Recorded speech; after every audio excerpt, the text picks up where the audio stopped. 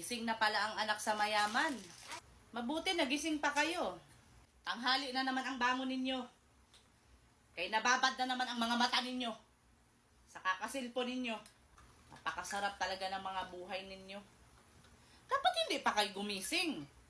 Napakahusay talaga ninyo. Pagkagising ninyo, lalamo na lang kayo. Tapos ngayon, maghahanap na ng kakainin. Kaya nagutom na.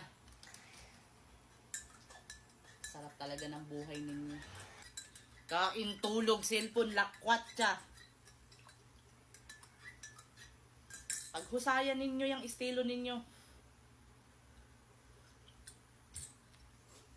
Pagkagising, tutunga nga. Oh, ba't nagtunga ka pa? Hindi ka pa kakain? Senyora, kain na.